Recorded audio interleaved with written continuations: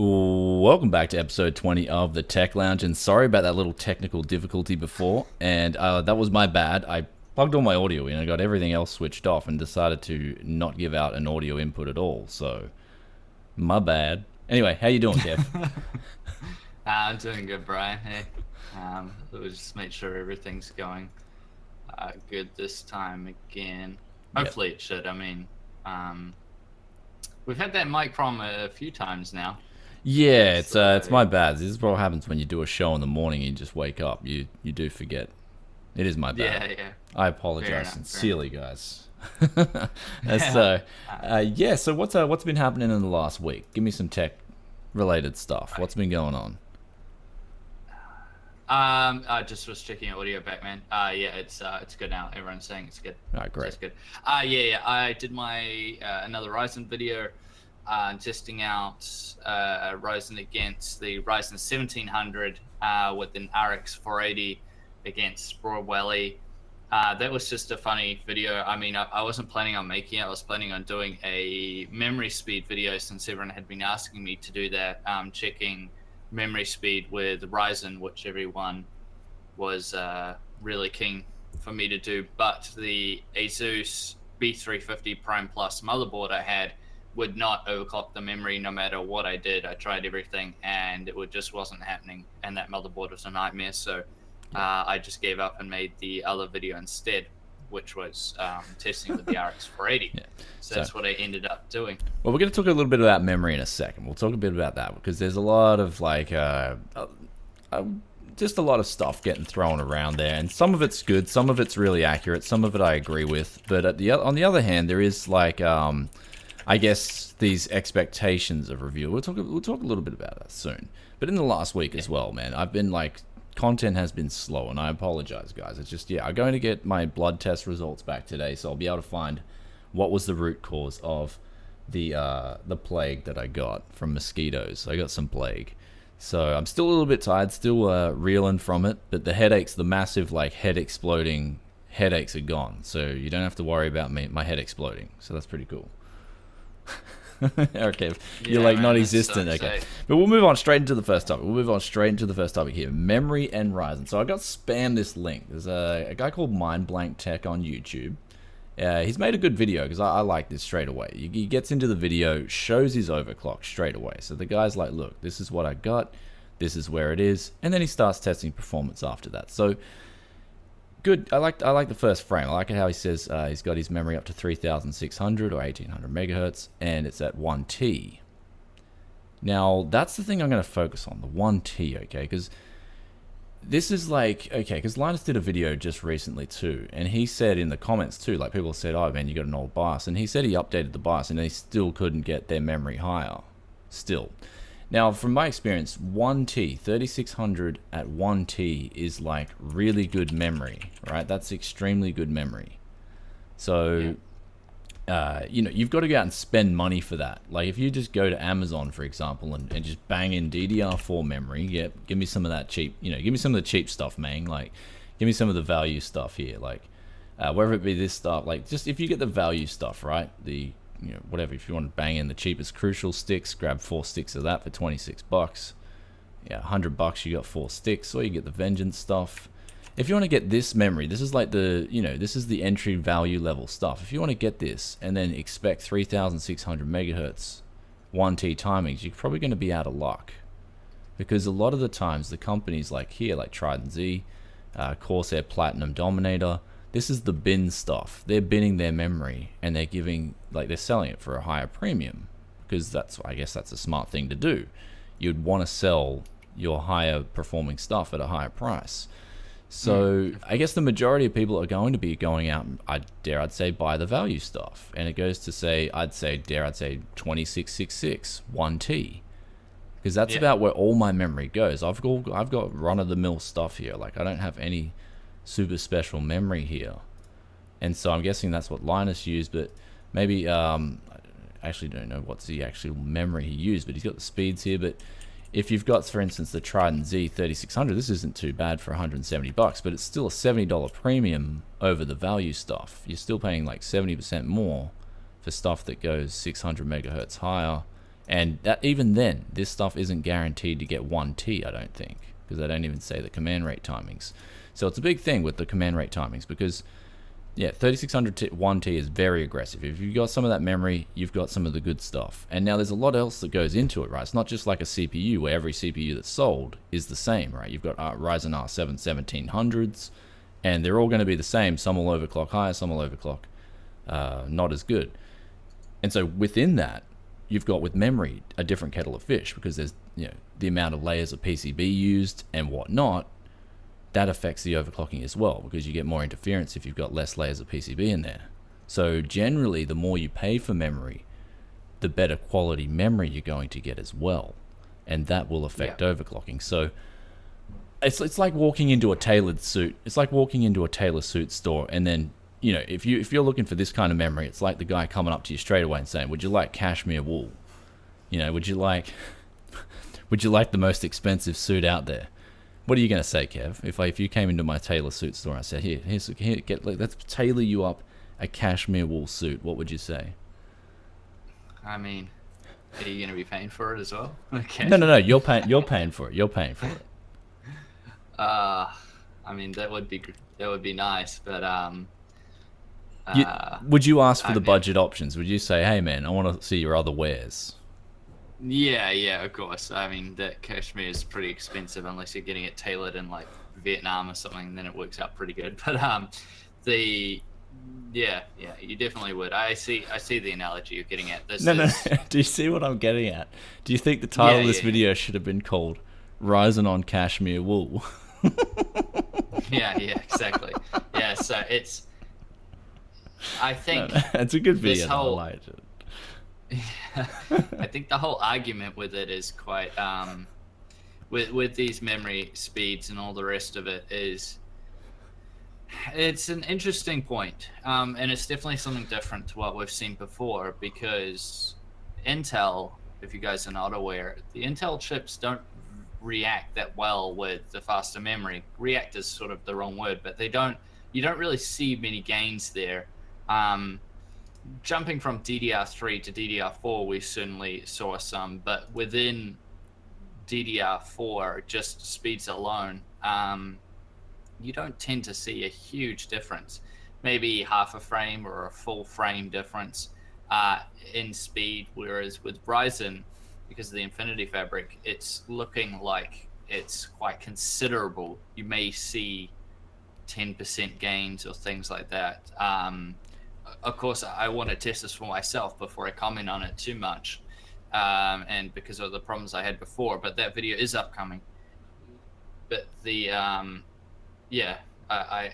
from what I've seen and from other people we've talked to, like Steve from Hardware Unboxed, who's been testing this out quite a bit as well, it does seem like this is something that people should prioritize now with their Ryzen CPU, is trying to get a good memory, fast memory that is, but also B, a motherboard that can actually handle it, because a lot of these motherboards are having problems with it. If you're on B350, for example, as well, you're going to run into the ceiling, I suppose you would say, a lot quicker, since most B350s are limited to 3,200 megahertz memory, whereas X370 you can go up higher than that. So yeah, it's definitely an interesting thing. It's making memory speed more relevant again, because no one really cared about it before. You wouldn't hear people really talk about their memory speed so much. It was mainly how much memory you had, but now it's sort of people are caring again about memory speed. So yeah, it would be interesting to test this for myself. Well, I've already, incidentally, I tested it when I was doing my overclocking tutorial, and I was doing a benchmark, and I forgot to lock in the XMP profiles after I was doing the overclocking tutorial. And yes, it makes it, like, in my case, it made like 8% difference going from 2133 to 2933. So there's definitely a difference there. I just wonder, like, I'd say the majority of people are going to be getting on 2666 to 2933. Now, the BIOS updates are making a difference as well. Basically, as far as I see the BIOS updates at the moment, they're allowing people with better memory to get higher overclocks. Now, whether or not you have better memory is that's up for you to find out. That's up to you to find out for yourself. You know what I mean? You just come in and expect a BIOS update to magically let your memory run up to 3600 megahertz at 1T, because again, that is a very aggressive setting. Not all memory is going to go to, like, I'd say, like, not even anywhere near all the memory is going to go to 3600 megahertz 1T. That's a very aggressive timing for DDR4. But 2T, that's what I'm looking out for. When are they going to release an update, or if they're going to release an update that allows 2T command rate timings? Because that will then allow a lot of people to get to 3600 megahertz. A lot of people. But that's the thing. Within Ryzen itself, this is what worries me a little bit. I mean, it's a concern. I don't know if it's going to be true or not, but is it possible that due to that dual CCX design, is it possible that there's I guess a delay, kind of like ECC memory that's already inherently input into the whole platform? So essentially 1T is the best you can have, because I don't know if you can have 3T timings on DDR4. Yeah, it's definitely interesting. One thing I would say of note to you guys, as of right now, though, this will probably change in the future, is you need to be very careful about which motherboard you pick for your Ryzen CPU, because we are seeing a big discrepancy in how good the motherboards are going from one to the other. So far, from what I've heard from lots of people around the industry and lots of my YouTuber friends and that, the Asus motherboards are having big trouble, guys. They just really are. There's no two ways about it. I've run Asus motherboards in the past and loved them, but their AM4 motherboards are having big trouble.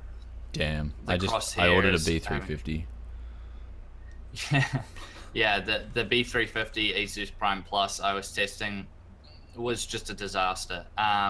Steve had massive problems with his X370 crosshair. So just be very wary of them. On the flip side, even though I haven't tested it, well, Brian can attest to this, the ASRock boards are getting very good reviews. They're doing very well. The MSI ones as well. MSI is doing good. And I've tested a Gigabyte board, and the Gigabyte seems pretty decent. I didn't have too many gripes with it. Still a few little bugs here and there, but it seemed pretty good for the most part. Well, the sad thing is, the ASRocks. Well, the sad thing is I've only used the ASRock boards thus far. I haven't actually had any experience with other motherboards yet on Ryzen. I've only used the ASRock ones. But from when I talked to Wendell, he loves his ASRock Taichi. Like, he loves that thing. So that's good enough for me to know that ASRock are making good boards. So yeah, in my experience, I had these infant problems and stuff, but they could all be solved. Like, I could all solve them from my end, which is what I love about the ASRock board. Is even if it does have a problem, I can solve it. So, and then it's no longer a problem, and that's really good for an infant stage, processor like Ryzen. So, and platform. Yeah. It is still good. I would really like to test the ASRocks, because I'm hearing they are the main ones to go for. Yeah. On that right now, but you guys also do need to be aware of the limitations of the B350s, not just within the motherboard manufacturers, but just in general. You will be, I think I would go as far as say, if you are a true enthusiast, you will feel limited on the B350. I'll just put it that way in terms of features and specs. You would be much better off going for the X370. For those that are just gamers or don't really care, especially if you don't care about overclocking and you're always just going to be running a single GPU, then sure, stay to B350 and you should be okay. But I personally, as an enthusiast, and I can probably speak for Brian as well, we would stick to the X370s personally if we were going to build a Ryzen rig. Yeah, I would stick to like a Taichi. I love that board. Like, after overclocking with it, and it's just a beast of a board. I would personally go for one of those, building a Ryzen rig, which I'll hopefully in the next 2 days I'll be building my workstation rig. But as for the B350, I'm yet to test it, so I can't really state my opinion on it yet. After I try it out, I'll be making some recommendations with it. So hopefully it's going to be good. I'm really looking forward to the B350. I think that's where a lot of people are sort of keeping their eyes on at the moment, because it's sort of like the budget end. They want it to perform well, especially with like a cheap 6-core, cheap 8-core.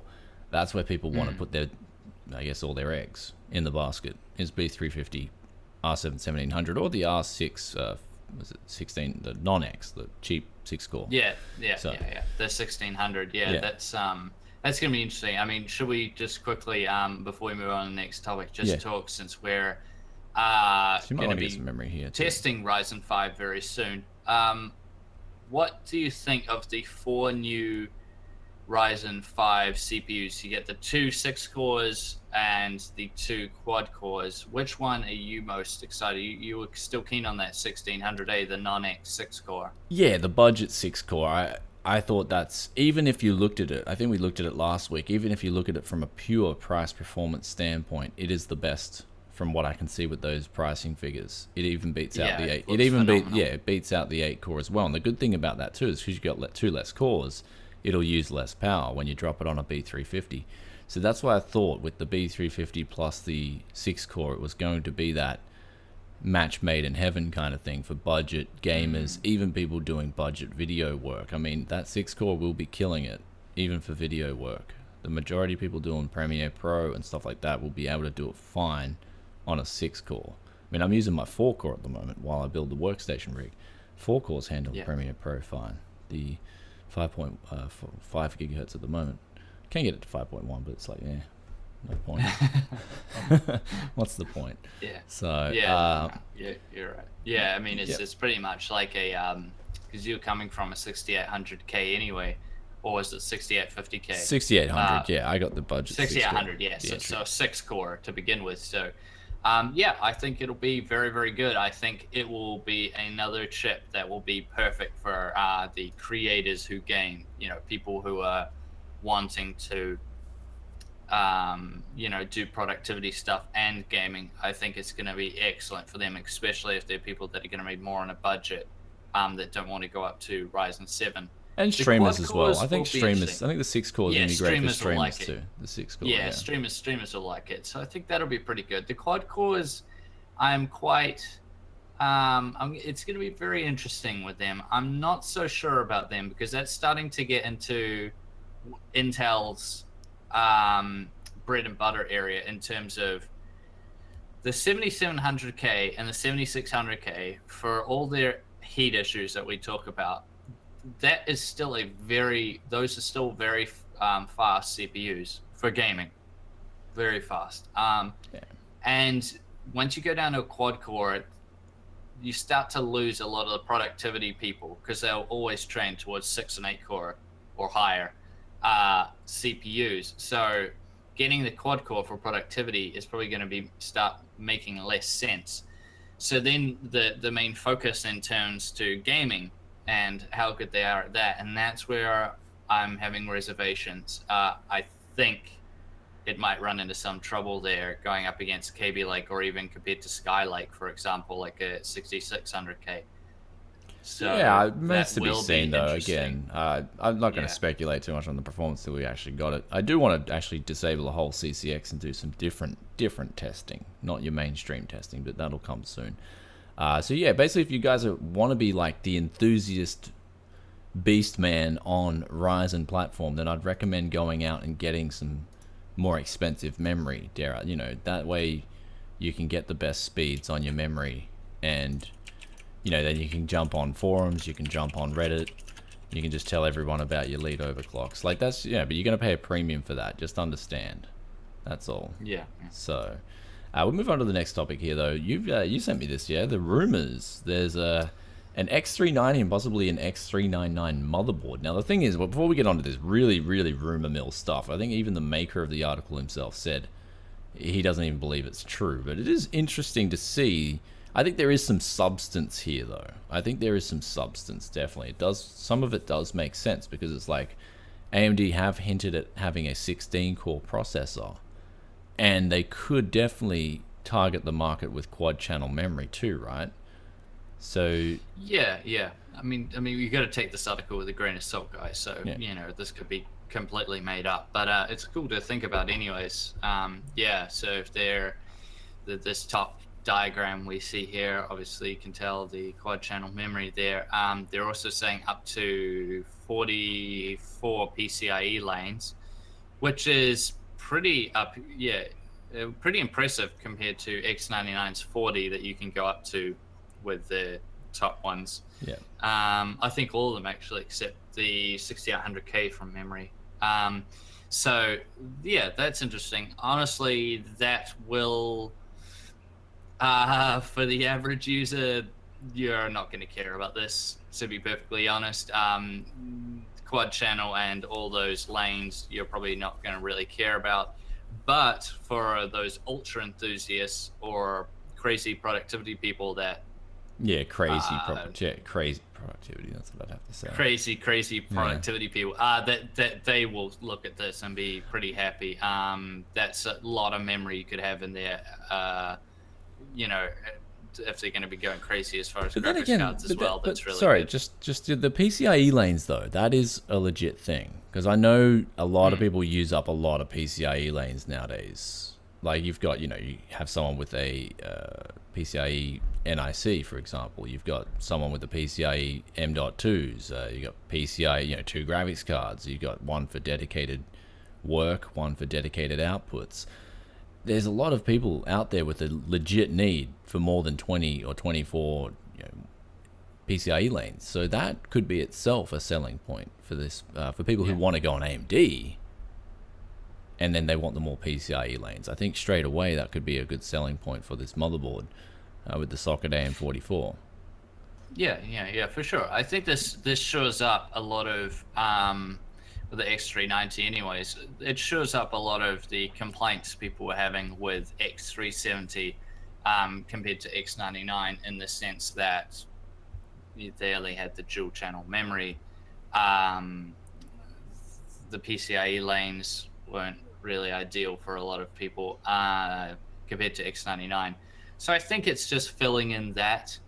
If they're going to be pairing this with a 16 core, then the productivity is going to be insane. So that will be good also. But yeah, it's an interesting thing. If this turns out to be true, which I would like to believe it does, it will put Intel's Broadwell E, if it comes out by then, but by this time you'd think it might be X299 might be out and KabyLake-X might be out by this point. It's going to put Intel in a bit of a funny situation with their higher end Extreme series CPUs. Intel's really going to need to pull something out of the bag because KabyLake's going to be fine and still, well, not fine, but it will carry on. However, I have very serious worries about Intel's productivity platform. They really need to hit back with something very good. And not just that, but with the X390 that AMD's looking to bring out, the other one, the X399, this looks like it's going to be a dual socket design, which will be crazy. Dual CPUs that will house a 16 core processor. So, well, Intel can fight back. Just be nuts. Intel can fight back easy. Let's just drop the prices.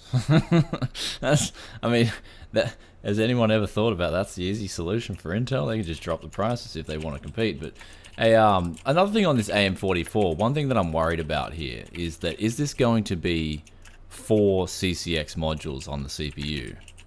And then for your X399, you've possibly got your 32 core or whatever, so you got 16 cores together. Are you just doubling up the CCXs every time you double up the core count? That's something that I'm curious to see. Because, I mean, 2 CCXs is kind of like where people, I'd say, would draw the line. Okay, it's fine, AMD, we've got a dual CCX designed CPU. It's kicking ass in productivity and gaming. But when you go to a 16 core, sorry, and then that keyboard is obnoxiously loud too. You got to get some quieter switches, bro. Oh, so sorry.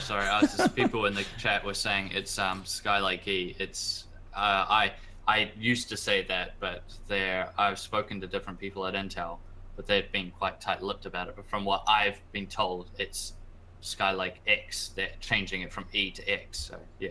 Anyway, sorry. Carry on, Brian. Yeah. It's just bro. I'll send you over some like membranes or even these creative ones I'm using at the moment. They're very quiet. Here, I'll do a little typing test for you. See, it's quiet, bro.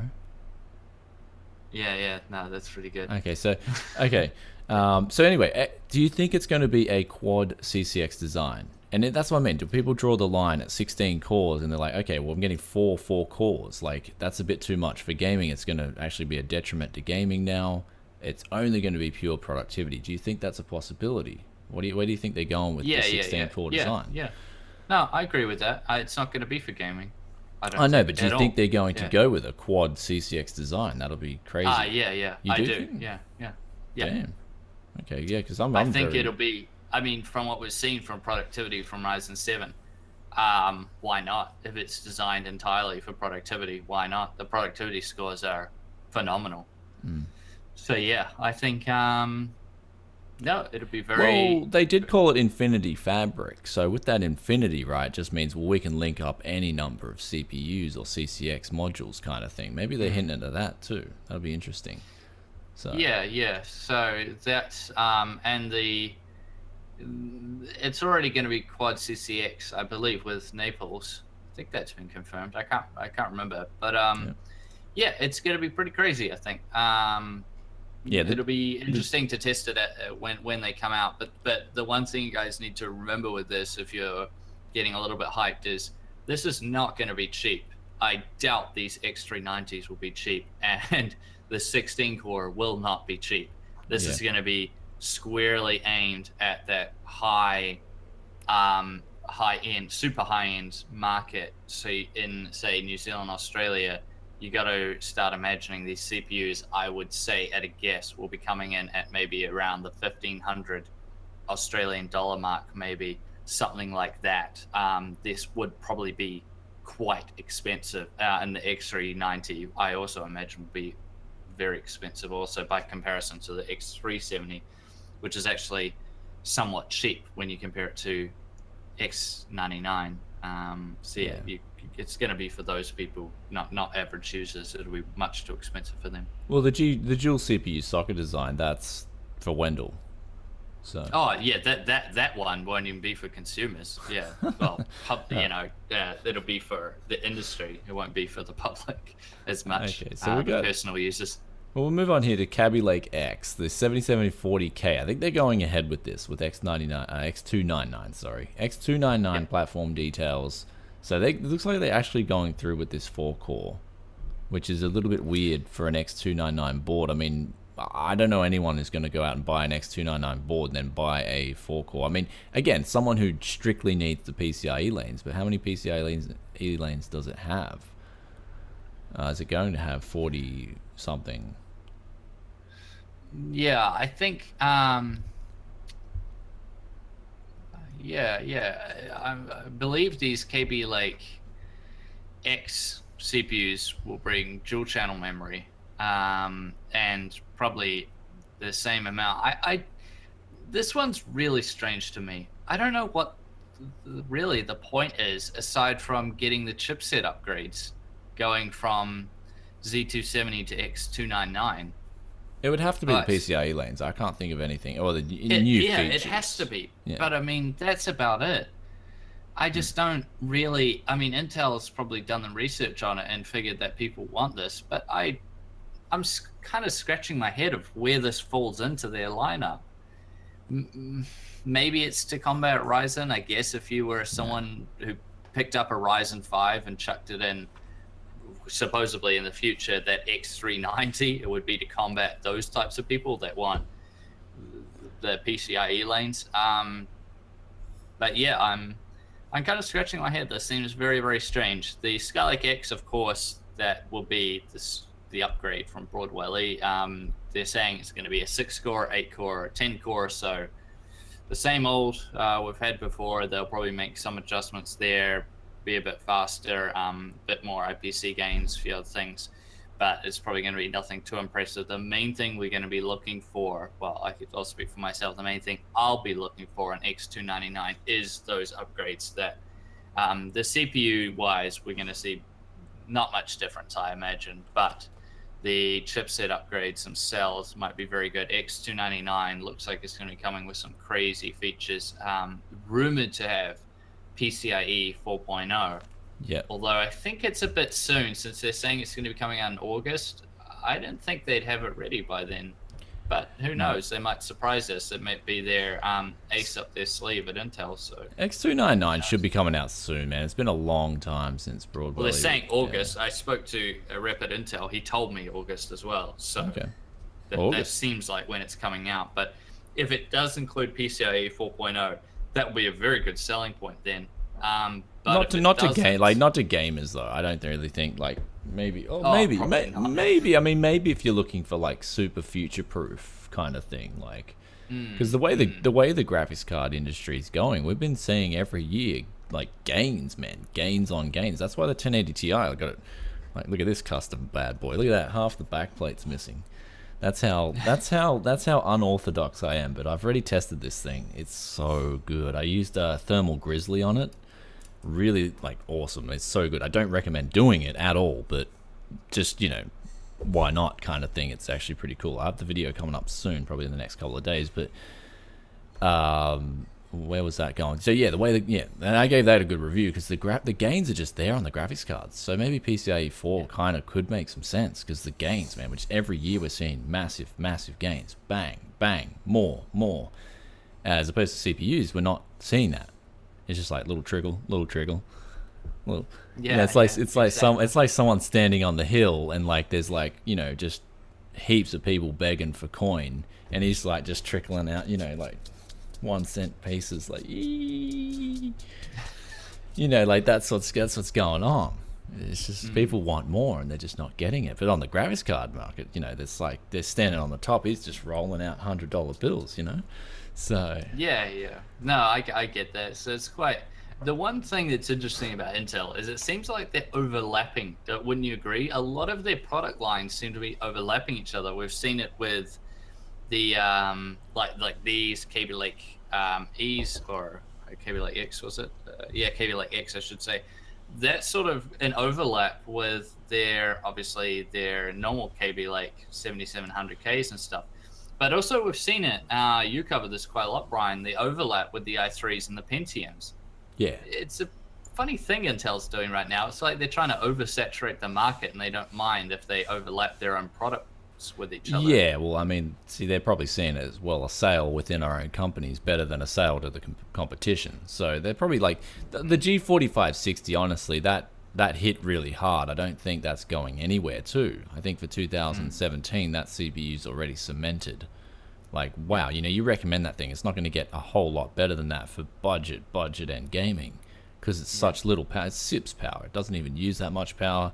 It can be coupled with a real cheap motherboard, some cheap memory, and it's going to perform really well for a budget gamer. Someone looking to play some CSGO, Dota 2, and get good frame rates, and even play some of the latest titles. Absolutely no problems, especially the popular titles. You're going to have no problems with that thing. So that was where they really hit hard. What I'm waiting to see, though, is more now that AMD have stepped up. I'm waiting to see more competition in their mainstream 4-core market. I'm waiting to see, because this is shaking it up. It's going to be shaking it up regardless. When those R5s drop, that's going to shake things up again. The R7's already shaking things up. When the R5 drops, it'll shake things up again regardless, because people want to try something new. So Intel have to do something new too. And I mean, they will be doing that with the 6-core Cannon Lake. I'm actually, that's one of probably the most curious parts I'm waiting for from Intel. But other than that, they kind of have to change things up again. Maybe even a 3-core 6-thread, dare I'd say, if they could do that. That'd be pretty cool. Yeah, I mean, that would be interesting. I think Intel's naming scheme is also very confusing now. They have Coffee Lake and Cannon Lake. So if you guys are confused between the two, Coffee Lake will be pretty much another optimization over what we got from KabyLake. So if you remember back, if you guys can remember, when we went to Broadwell I should say, that dropped us down to 14 nanometer. Then Skylake, which was again 14 nanometer. Now KabyLake, also 14 nanometer. And then we'll have Coffee Lake, also 14 nanometer. So we got, wait. So we got Broadwell, Skylake, KabyLake. So we're getting 4. We're getting 4th generations. 4 on 14 nanometer. So usually it was the change the shrink and then the optimization, then a shrink, then the optimization. Now you've had shrink and 3 optimizations, and then we go to Cannon Lake, which will be 10 nanometer, and you'll get your. So isn't 6 cores. Coffee Lake, because they came out with this new like Tick Tock thing. I forgot what they call it exactly, but Tick Tock. Yeah. Yeah, but now like they're gonna have to go back and change it again. Tickety tockety tock. That's what they should call it. Tickety tockety tockety tock, or something like that. I understand that from people I've heard around the industry, and that they're having a lot of trouble. It's not just Intel, but they're having a lot of trouble at 10 nanometer and 7 nanometer as well going forward. They're having a lot of trouble. So. I think maybe that's to do with Moore's law, but they're just having trouble. And so I think Intel, instead of just waiting to get it right and drop down, they feel like they have to release new CPUs. In which case, they're stuck. They can only optimize on 14 nanometer, so they're just keeping on doing it. And I just don't see, because when KabyLake came out, I mean, we all covered it. Well, me and Brian, all the tech reviewers covered it. And honestly, we weren't blown away. There's some cool things. KabyLake's okay. But, I mean, it's not like when it came out, we're all super hyped. I think most of us just kind of begrudgingly went out and did all our videos on it. It wasn't like Ryzen where we were very excited because it was so new. And I think that'll be the same with Coffee Lake. It'll come out. All the tech reviewers will begrudgingly go over and do their reviews on it. But honestly, guys, you can't expect there to be much difference at all. You'll probably see 5% performance gains, if that. And, you know, maybe some other features, but I highly doubt it. Honestly, I don't know. It might be okay, but That's right. Cheer up, man. Cheer up, bro. Cheer up. No, but what, do you agree with me, or do you disagree? I mean, yeah, like I'm agree. I think Moore's law was finished ages ago. Like, I mean, we all thought Intel was just trickling. I mean, they might just be trickling, but I think there's actually legit problems in shrinking that node. There's legit problems there. I think that's being confirmed by not just Intel. A lot of other companies have had so many delays over the last few years. So, you know, is it the point of oblivion for tech enthusiasts?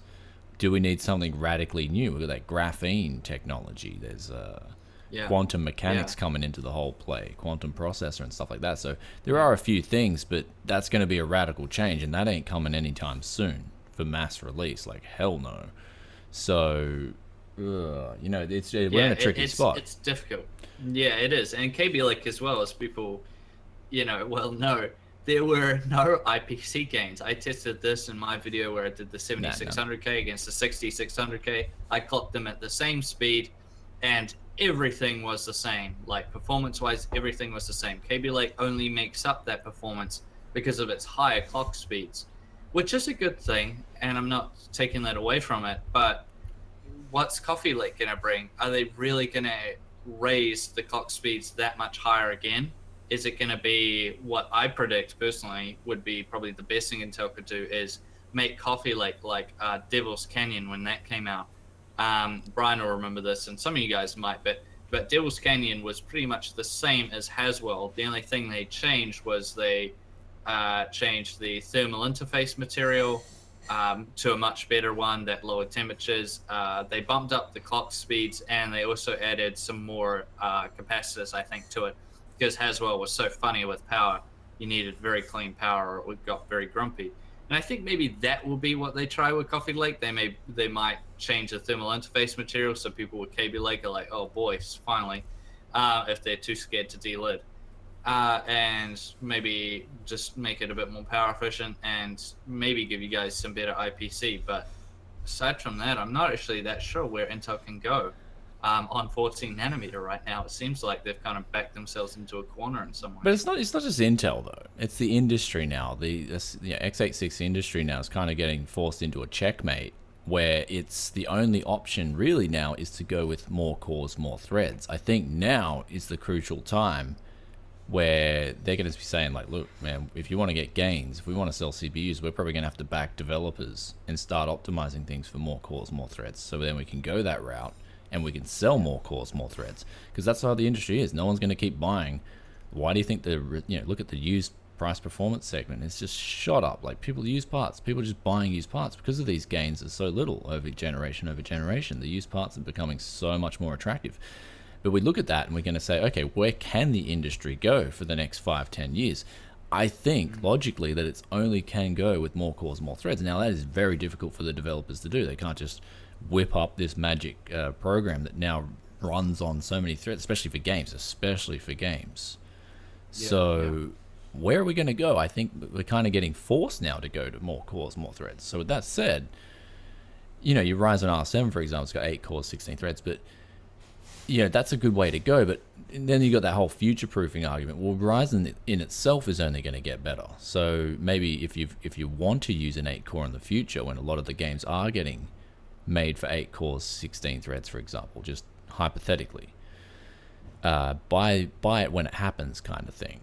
For now, just wait for the Ryzen R3, a cheap 4 core, until the majority of games start using 8 cores, for example. So yeah, I mean, yeah, like, I just see the industry going with the more cores, more threads now. I think it's like a forced checkmate kind of route now, due to the little gains, and radically different technology is going to take time.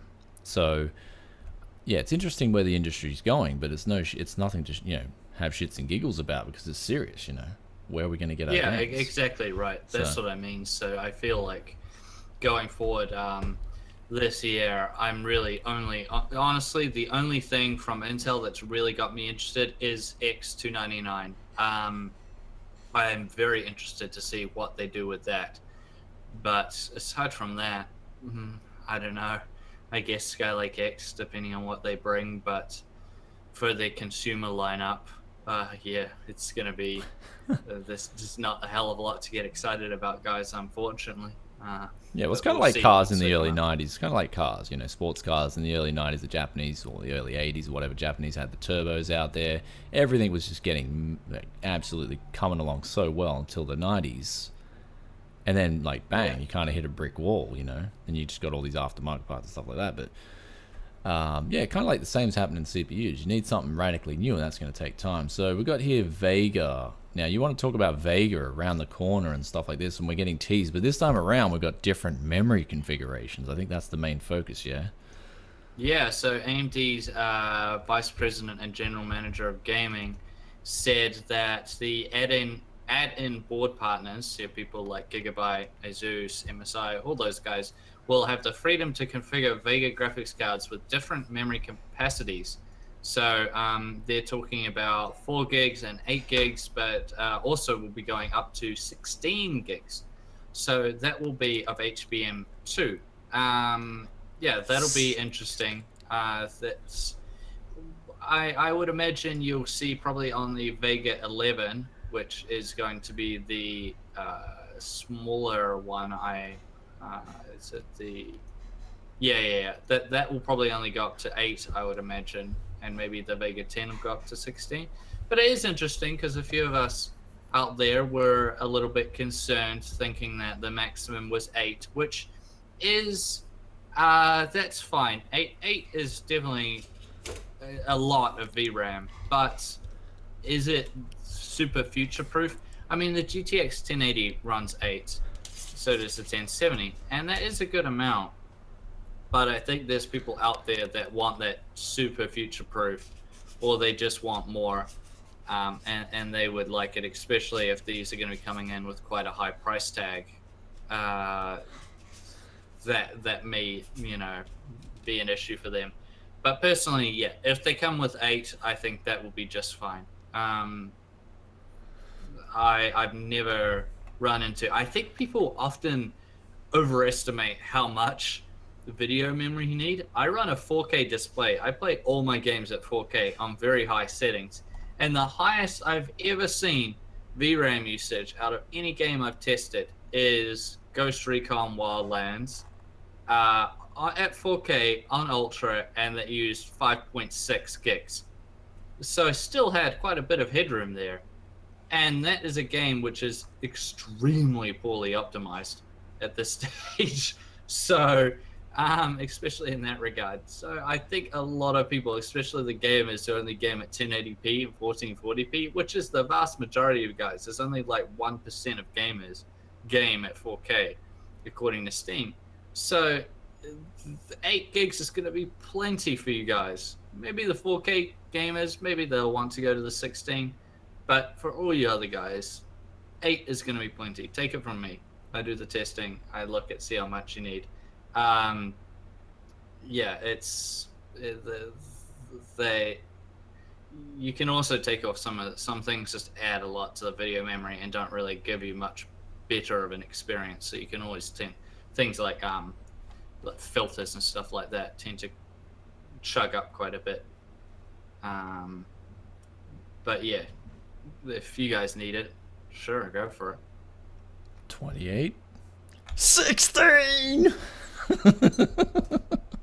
What's up?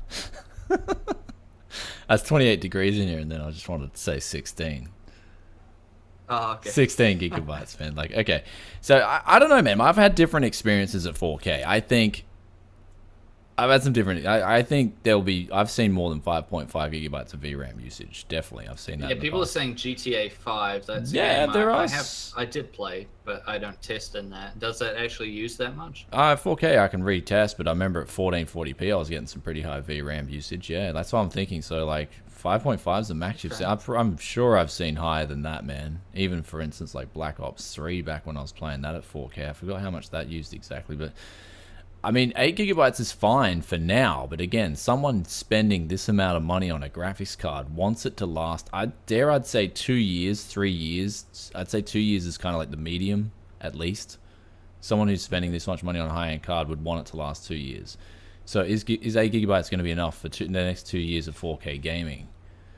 I would say maybe, right? There's there might be some really good games that come out that might need more, or like for having a good experience. Because we know the higher resolution you go, the more VRAM you're going to need. It's a natural thing. Yeah. So, I mean, the 16 gigabyte option might be good. Yeah. I get what you're saying. My point is that 8 gigs is enough because the vast majority, when we're speaking purely just about the 4K gamers, yeah, then I would agree with you. Then maybe you would definitely want to trend towards the 16.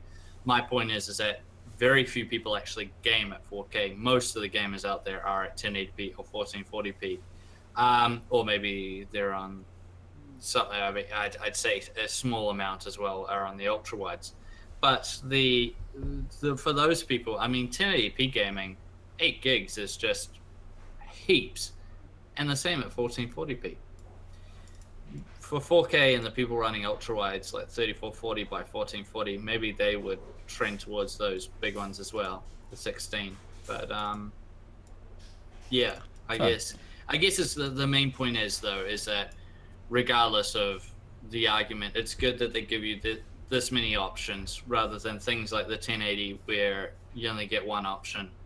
And this will be good for those that can then pick, depending on the resolution they game at, which amount of memory they want, and probably save themselves some money. So if they're a 1080p gamer, they could just go with the 8 gig or even potentially the 4 gig and save themselves some money that way, whereas the 4K gamers can go all the way up to 16. So I think that's pretty good. Yeah, that will. Well, they got a Vega 10 GPU die in the picture there, and they're also saying the Vega 11, the cut down version of Vega 10, will be available in laptops and notebooks, which is really cool. I'd love to see AMD bringing some competition to Nvidia in the notebook department, so that's pretty cool. Something to look forward to there. On this next topic here, we've got every custom model of GTX 1080 Ti revealed. So this is kind of like a topic that we've showed now. We've got EVGA. They're bringing out their pretty sexy for the Win 3. That looks pretty good. Which one's your favorite out of these cards, Kev?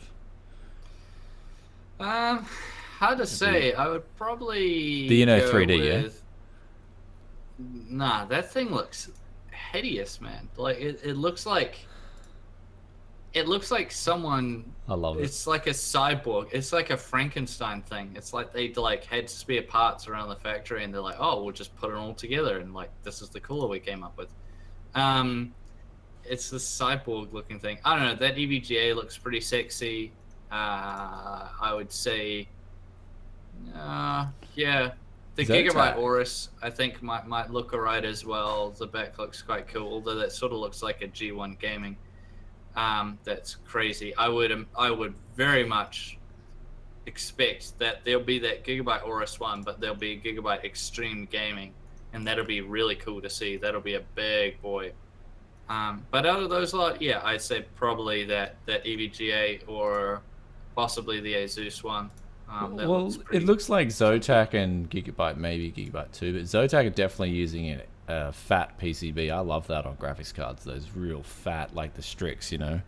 That's something that's cool. Zotac are doing that. That's a really cool design. I like the fatter PCB. I'm a big fan of it. And, you know, because you can get then a lower cooler sort of thing, a flatter cooler. So then you got the Founders Edition. I reviewed that. That was pretty decent. Of course, if you're going with the blower type, if you like the blower type cooler, blowing air out of the case, then that's all there. So yeah, yeah, good for the people running multiple GPUs. But yeah, I think this would be quite interesting. The Gigabyte one, they will bring out an Extreme Gaming. I'm 99% sure, and that thing will be a beast, man. Most of the top-end cards I've tested in the past, when we go back to, I knew it was going to happen. I knew it was going to happen someday. Someone's just going to mow the lawns in the background. It's happened today. I can't hear anything. Okay, so that's good. We're all right. Okay, so do we want to move on to Q&A and let us know, guys, what is your favorite upcoming 1080 Ti model? That'd be cool to hear. So we've got here the first question from the forums here from Ungari. Have either of you tested AMD Radeon Ramdisk for production and gaming, and is it worth buying? No, I haven't tried it yet. Ramdisk, I'm not going to be using because I utilize all my 64 gigabytes of memory for when I video edit in 4K. I need that all for video editing, so it's doing itself. If I start loading up stuff into Ramdisk, yeah, I could only imagine the problems I'd start having. That's just me personally. Have you tried AMD Radeon Ramdisk? No, I got 32 gigs of Dominator Platinum. Or is it something different? I actually haven't even, like, I've heard of MSI's Ramdisk and stuff on theirs. I actually haven't tried Radeon Ramdisk, so I don't exactly know what it is. I'd have to look into that more, but yeah, I just have the memory that I need and I don't use any more. But definitely for someone getting to 32 gigabytes and a gaming system, for example, if they want to get their favorite games into their RAM, that'd be pretty interesting. I mean, but the thing is, like, the fastest SSDs will load up, NVMe drives will load up your games so fast anyway. So is it worth it kind of thing, you know? Oh, I mean, I got a Intel 750 series NVMe, so, you know, it's your games fast. Your games are just like that, so. Yeah. So we got the next question here. What is the better buy, a decent air cooler or a 120mm water cooler in a push-pull config? And he's got the Xeon W3670, I believe. Is that the 6-core? And I have been able to get it to 4 GHz on a Hyper 212 Evo, which overheats. Yeah, the Hyper 212 is... I mean, a 120mm will do a better job than a Hyper 212 Evo, and especially in push-pull. And his PC doesn't have the clearance for a 240mm RAD either. I mean, yeah, the 212 Evo was essentially designed for mainstream CPUs. I don't think it was designed for, like, heavy overclocking on a 6-core. So it's a bit sort of beyond it, I imagine. I think he is right. The 120mm water cool and push pull. The one thing you want to look for with them is the thickness, because you can get very thin ones and you can get very thick, and you want the thicker radiator. Obviously, holds more coolant, and that's good. But make sure you have the clearances there. If you're going to be mounting it to the back of your case, you can run into problems with it hitting if you have tall memory, or depending on how it's laid out, you can run into some clearance problems there. So definitely check that first before you invest, especially in push-pull with a thick one. They can, you know, it takes up a lot of room. So be aware of that first. But a big air cooler, like some of the crazy Noctua ones, they can be very good also. But it just depends on clearance with those. Yeah, so well, the thing is, the next question here, so Leaflet says, when are we getting more love on the forums? Okay, I'll start plugging the forums more. I plug it on every week on the Techlander, so guys, go to techcity.tv, go on the forums, awesome place. Question number 2, any plans on doing more fun videos like your RAM, motherboard, and CPU drop tests? The static tests, the used parts hunting, and such. It feels like this is turning into another tech channel aside from the used builds. Yes and no. I mean, the thing is, I used to do a lot of that stuff when I had a full-time job in Japan. Like, I was getting good money over there. And so I had, like, I loved it as a passion. And, you know, like, I offered a patron. Like, I'm not going to whinge or anything like that, but, you know, I offered a patron. And, like, just for example, okay, so, yeah, $108 per month. I'm getting $108. I can't live off that, guys. I can't live off $108 per month and do all used builds and stuff like that. Like, how do I live? You know what I mean? So, in ways I have to do, if I want to keep doing tech, or I can go out and find a job as well, that's fine. But if I do go and find a job, the used parts hunting and stuff like that, it'll be a lot slower because I'll have to work a lot more in Australia. Because my job in Japan was pretty flexible. Like, I didn't work a whole lot. Like, it was a full-time job, but I still went to work from like 8 till 4, and that was it. Kind of thing. Like, I just came home and I had all this free time, and I lived like 2 minutes around the block, so I had so much more free time than I would if I have to get a job here. I have to drive to work, come home. So the videos, even what you're seeing now with the used price performance stuff on the channel, it'll still be at the same pace if I go out and get a job and turn my channel back into just used parts hunting and stuff like that. So I'm in a bit of a dilemma because I can't live off $108 per month. So you know, as much as I want to do that stuff, I want to keep doing the unorthodox stuff. It's going to come. Like, you're going to see something like this, very unorthodox. I'm going to bring that video out very soon. I bring March's PC vlog out very soon. But again, guys, like, my plate is pretty full. I spend so many hours every day on the channel, editing, making videos and stuff like that. It's a hard gig at the end of the day. I did actually a podcast with Chris from Corsair. We did actually more of a business in games sort of podcast. I'll put the link in the description below if you guys want to watch it, but we go through a lot of things, and you know, it's not easy at the end of the day. It's not easy at all. No, like, you know, in ways it's kind of like I kind of wouldn't mind just going back to going out there and just working every day and having a lot more free time to just play video games and enjoy my tech. Because at the moment I'm just working, like, I'm doing like 14-hour days, man. I don't stop. Like, I'm constantly working. It doesn't really stop. That's kind of like the problem with it, is that if you have a standard job, one that you can leave at the end of the day, you just walk out the front door and you forget about it. You come home and then you just do whatever you want. You don't need to think about it. With YouTube, that's why you're seeing a lot of tech YouTube, or just YouTubers in general now, having offices for making videos rather than doing it at home, because then you can somewhat do that. Otherwise, it feels like you're constantly just doing YouTube. You know, you're constantly. I don't like looking at it as work because it's too much fun. So I look at it as like as a hobby, I suppose. But the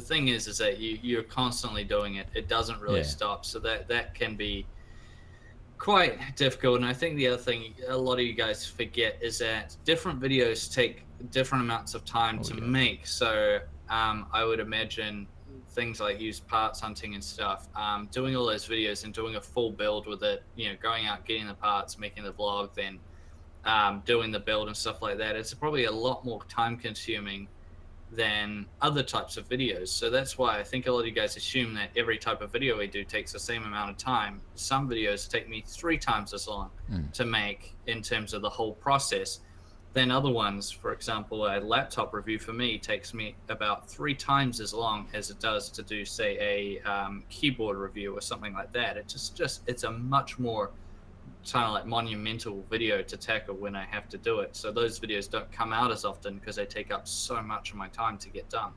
Yeah.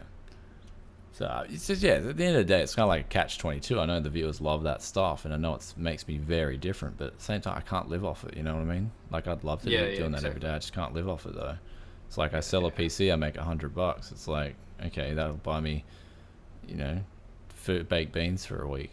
So, and put gas in my car and stuff like that. So, it's hard, man. It's hard. It is a hard gig at the end of the day. It's not easy. So, especially in Oz and New Zealand, right? The cost of living here is through the roof when we compare it to other countries. Like, just phenomenal, man. Yeah. So, being a YouTuber in general in Australia and New Zealand is like doing YouTube on hard mode. Everything's more difficult.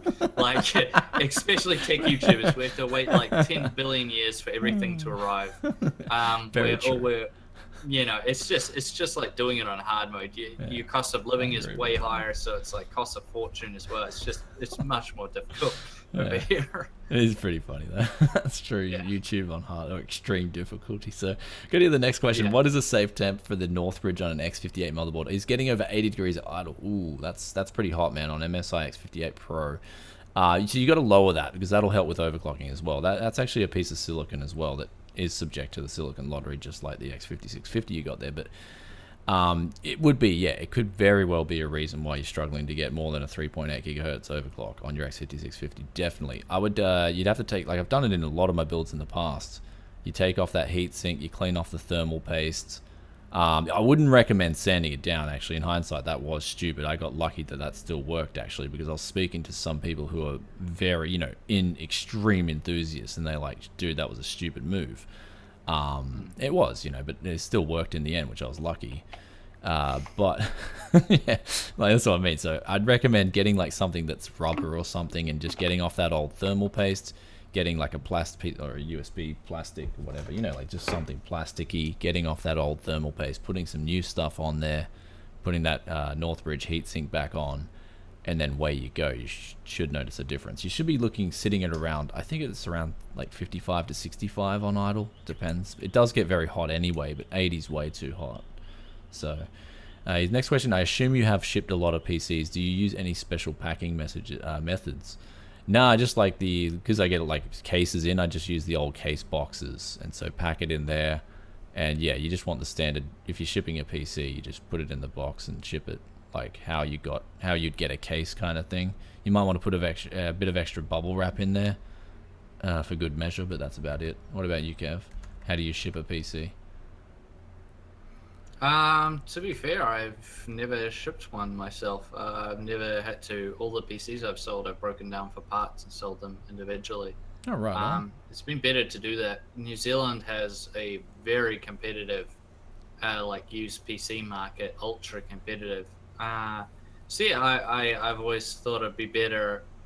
I did sell one years ago, but I made like there was just no money in it. So after that, I just always broke things down and sold them all for individual parts that way, and it's worked out to be a lot better. But I think you're generally pretty safe, eh? Just the main thing to worry about is the graphics card usually, because if that gets bounced around a lot, that can crack where it slots in. Okay, leave that. He wants me. He's got another question. He wants me to do a Canadian accent. I'll give it a go, guys. Oh, God. This is the weekly just tech channel Linus podcast. We've got episode 20, and we're gonna move on to the next question. Any plans to come to the UK? Oh, definitely. Now, okay.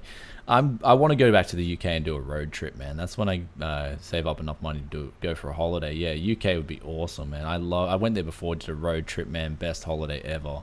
Road tripping through the UK would be so much fun. And this time I go, man, we'd be hunting for tech deals too. Like, yeah, just hunting for used parts. Go around the whole UK, just hunting for tech. Is it really that much of a road trip? I mean, like, it from is. The bottom of England to the top of Scotland must be from, like, I don't know, from, like, Melbourne to, like, Canberra.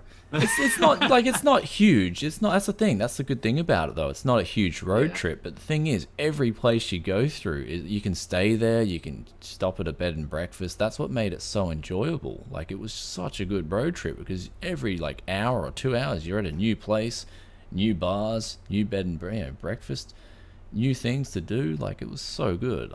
I loved that trip so much, man, when I went road tripping there.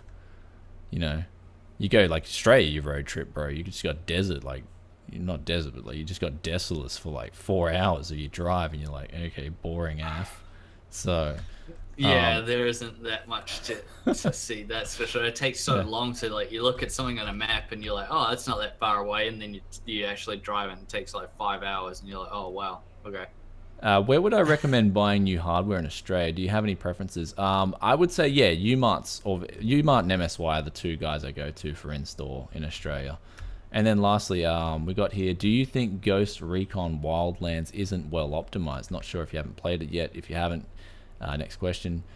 So we'll answer that. Yeah, I've benchmarked on Ghostland Recon WildLands. It's not optimized for GPUs. Like, it's basically whatever they're doing, uncompressed textures or whatever like that. So, what's your opinion on Ghost Recon WildLands? Yeah, it's not well optimized at the moment. Yeah, it needs some more time. The CPU side of things looks okay. Like, I didn't get any stuttering or anything like that. It's a GPU intense game, man. Like, crazy GPU intense. Memory hog for sure. Yeah, and then what do you think of Paladins? Enjoying it? Yeah, it's pretty good. Have I tried the new survival mode? No. I haven't tried any games recently. How about you, Kev? No. No. All right, guys. No. I just saw, just quickly, Brian, if you refresh the page, there was another guy asked quickly, if you're building Ryzen for productivity work, what will you be doing with your dual Xeon build? Probably selling it. Yeah, recoup some of the costs that I spent on it. So, yeah. I wanted to actually finish it off with some Transformers stickers and stuff, but yeah. Most likely, getting some cash back.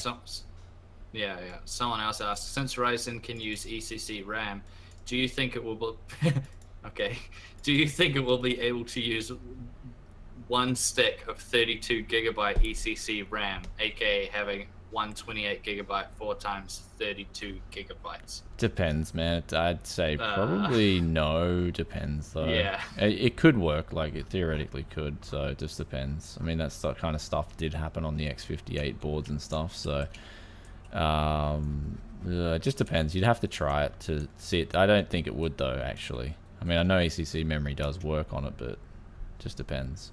You'd have to try it in practice. And again, like, would you want to use ECC? This is the thing. Would you want to use ECC memory on Ryzen if you're a gamer / doing productivity? No, because it'll add an extra command rate timing on there automatically. Like, that's what, and it won't overclock anywhere near as good as consumer grade memory. So they're the trade-offs, and it's like, no way. For me, I wouldn't even bother using ECC memory on it.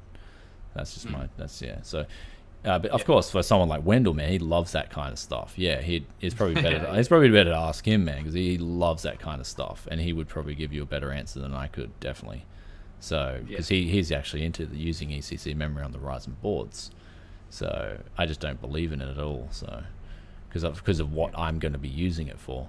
But anyway, guys, we're going to wrap up the show. Anything you got to add, Kev? No, just I'm really looking forward to testing out Ryzen 5. It should be coming out. Almost said something I shouldn't have said just then. It's going to be coming out quite soon. All right, guys. We'll catch you. If you got questions for next episode, then jump on to tockedy.tv, and there'll be a new thread there. Episode 21's questions. Be sure to jump on. If you haven't already, check out Kev. I'll put his link to his channel in the description below. Tech Showdown, and also I'll put some. I don't even know what else, but we'll catch you guys in another tech video very soon. And I'm gonna peace on out of here. Kev, you got any closing statements? Thanks for bringing me on the show again, Brian. Had a great time, and I hope you guys enjoyed the show. All right, peace out for now.